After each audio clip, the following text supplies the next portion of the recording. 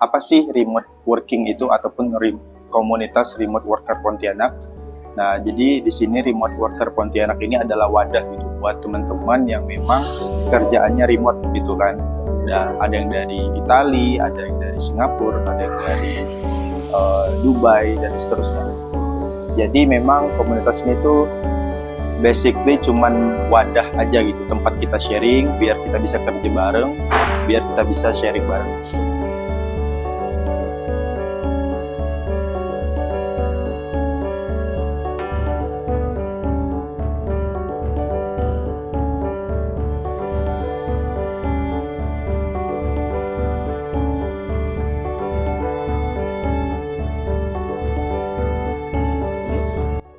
Aku Mujahid, aku seorang digital marketing specialist remote full time ya di salah satu agensi, base-nya di Jakarta dan Spanyol.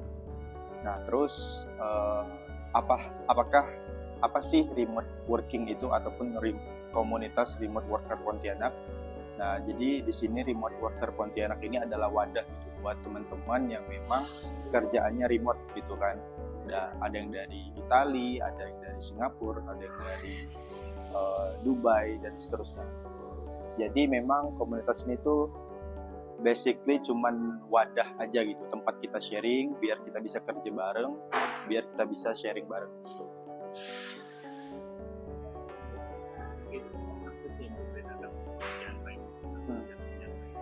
Ya, yang membedakan kerja remote dengan kerja full time pada umumnya mungkin ya pertama kita tidak harus on-site ya, kita tidak harus ke kantor, kita cuman harus ya buka laptop. Tipe-tipe remote working juga berbeda nih abang-abang. Jadi ada yang remote working dia layarnya diketrek gitu, jadi dia benar-benar kerja 9 to 5 kayak kantor pada umumnya, dia harus aktif di jam tersebut. Ada yang berdasarkan project, jadi projectnya harus selesai dalam kurun waktu misalnya 2 bulan, 3 bulan. Ada yang bentuknya freelance gitu. Nah, jadi ada perbedaannya juga tipe-tipe remote workingnya. Kalau saya adalah tipe yang full time, jadi dari perusahaan mewajibkan kerja 120 jam selama sebulan. Nah, itu kita bisa bagi waktunya bebas, mau sehari 5 jam, mau seminggu misalnya langsung cicil 50 jam juga boleh.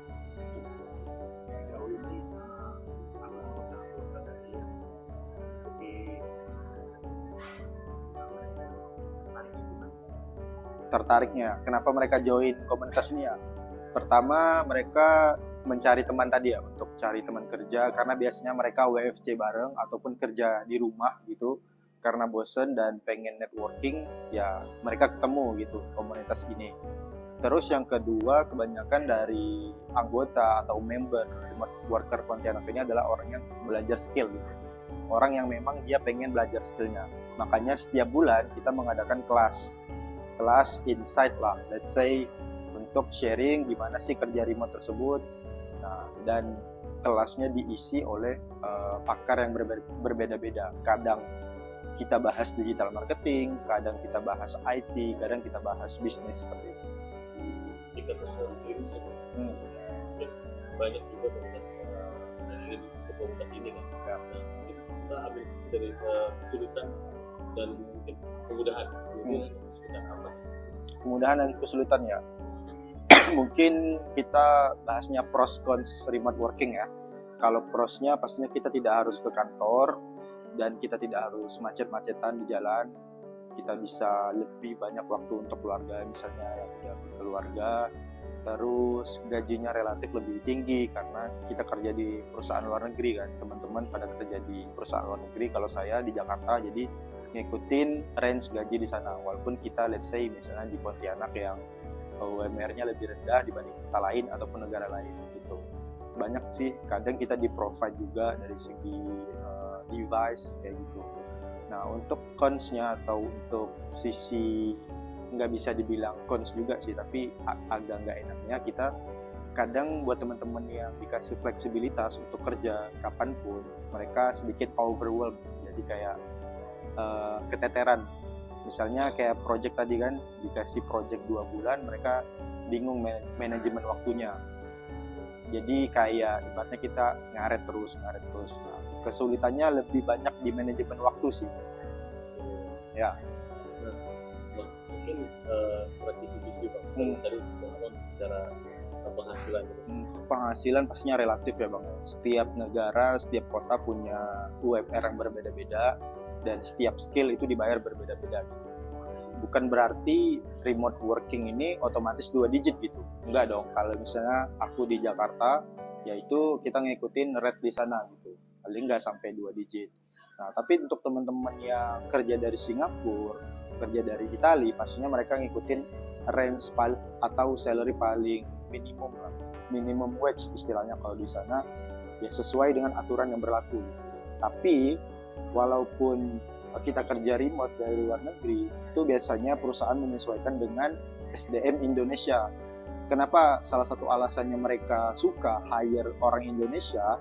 Karena skill kita bisa sama dengan orang di sana, tapi gajinya bisa jauh lebih murah gitu. Sama ini komunitas yang ada di sekitar Abang berapa banyak sebenarnya yang tergabung di sini dan apa aja nih yang dikerjakan? Ya, kalau sekarang kita bisa melihat dari member dari WhatsApp group itu ada 200 lebih member gitu. Tapi pastinya tidak semuanya aktif. Beberapa aja yang aktif. Misalnya di kegiatan hari ini WeWork, ya bisa kita lihat cuman ada beberapa yang join. Karena beberapa member pun walaupun dia join komunitas ini, dia masih full time, dia masih cari kerja. Gitu. Jadi punya tantangan masing-masing lah. Kalau yang dicari sendiri kan dari tadi kan kita bersama sebagainya. Ya. Nah, kita ada kesulitan bagaimana maksudnya bantuan. Nah, itu salah satu tujuan kita membentuk komunitas ini juga kita bisa ketemu dengan ketemu teman yang sama skillnya gitu, sama kerjaannya. Let's say misalnya aku digital marketing, aku bisa sharing ke teman-teman aku yang ke member yang juga expert di digital marketing gitu. Misalnya aku tanya tentang konten, tentang SEO, tentang website. Nah, kita lebih gampang untuk nemuin jawabannya karena mereka juga mengalami challenge yang sama gitu. Dibanding kita kayak cari tutorial di YouTube kan lebih susah. Begitu juga Begitu juga teman-teman yang UI UX gitu, sama juga mereka desain, sharing gimana misalnya biar desainnya responsif dan seterusnya. Untuk bayaran sendiri artinya sebagian besar penerimanya itu dolar. Ya tadi tergantung negara kan ya. Walaupun kalau dulu kita pakai namanya PayPal ya Bang. Jadi memang masih di dolar kan. Tapi kebanyakan dari teman-temanku sekarang udah langsung convert ke banknya. Kita pakai Wise kan sekarang. Jadi Wise itu dia convert langsung, misalnya let's say dari euro langsung ke rupiah. Jadi kita nerimanya langsung di bank Indonesia. Kalau abang melihat situasi seperti ini, pekerjaan yang abang lakukan bersama teman-teman, ya. apakah kita menunjukkan juga kerja di kantor? Kalau menurut pengalaman saya sangat jauh lebih menguntungkan karena memang background saya juga orang kerja kantoran.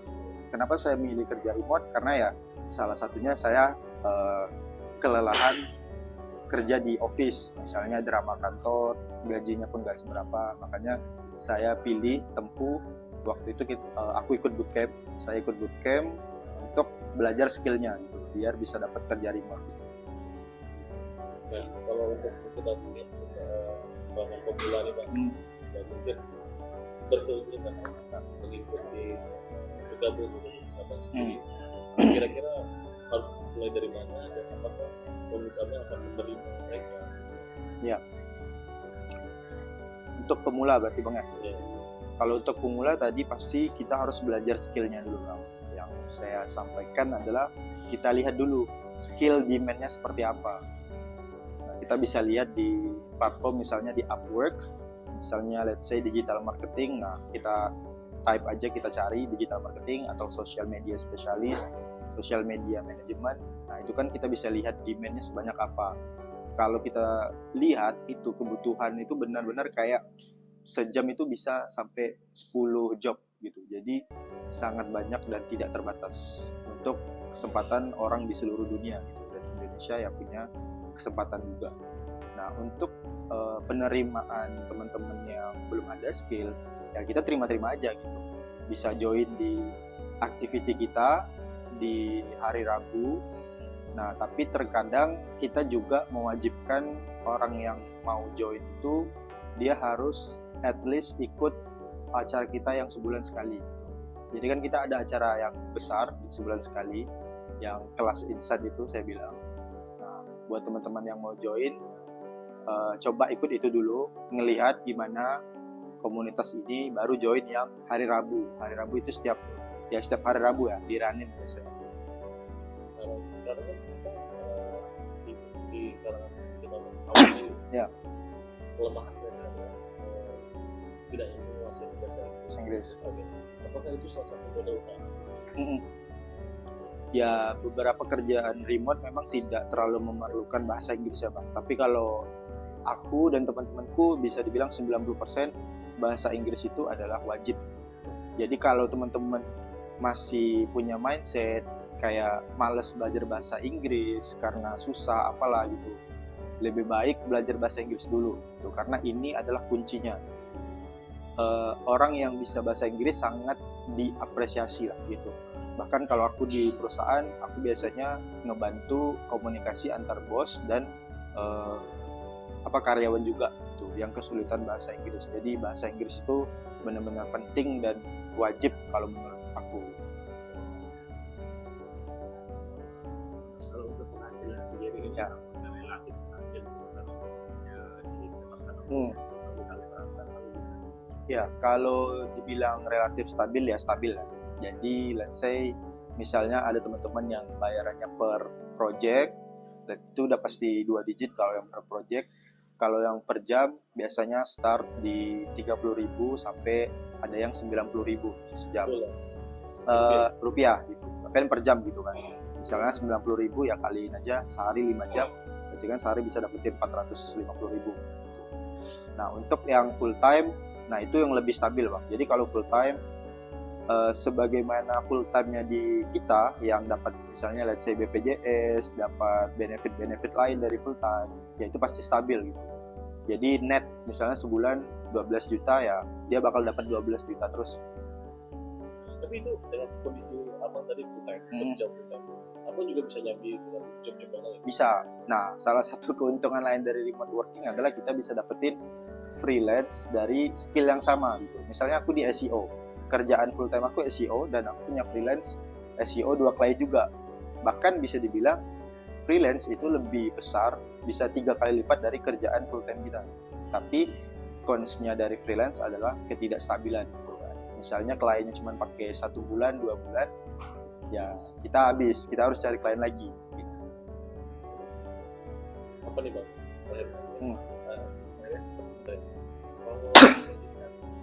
Ini abang berapa lama jalan remote ini? Ya. Kalau remote saya masih terbilang baru, sekitar 2 tahun lebih. Tapi untuk di skill yang sama, saya udah 5 tahun. Nah, dengan 2 tahun yang tadi abang berjalan, hasil apa yang Hasil apa ya? seperti mobil Ya, jujur sih saya bukan orang yang reward diri saya dengan barang gitu. Tapi hasilnya mungkin ya berupa tabungan gitu. Karena saya orangnya yang tipe investasi, uangnya bukan yang saya beliin motor. Tapi kalau motor kan karena keperluan, ya udah adalah hasilnya dari satu motor. Tapi karena itu kebutuhan utama. Tapi kalau misalnya mobil dan lain-lain sih belum. Tapi kalau device kayak laptop, HP bisa ganti terus, ya itu ada gitu. Tapi yang utamanya saya invest. Satu lagi dong. Ya. Kalau untuk kalangan muda sendiri, kalangan apa? Ya, semangat untuk anak muda. Pertama, skill ini tuh bukan mudah ya, sangat realistis untuk dipelajari. Kalau memang serius mempelajari skill digital itu dalam kurun waktu 1 atau 2 tahun udah pasti bisa gitu. Asalkan dia serius belajar dan terus ya motivasi kita nggak mau kan dapat gaji yang di bawah UMR, let's say misalnya UMR Pontianak capek-capean, kita udah kantor tapi gaji kita masih kecil, ya remote working ini adalah salah satu solusinya juga gitu. Karena ya kalau kita berdasarkan prinsip rezeki ada di mana-mana gitu. Bisa jadi kita dapat kerjaan dari Amerika, kita kerja di Pontianak gitu ya, kita dapat gaji Amerika, bisa seperti itu. Jadi kesempatannya benar-benar terbuka untuk semua orang, apalagi untuk anak-anak yang masih 18 tahun, dia punya banyak waktu untuk mempelajari skill digital tersebut. Jadi let's say dia di 19 atau 20 tahun udah bisa dapat kerjaan remote.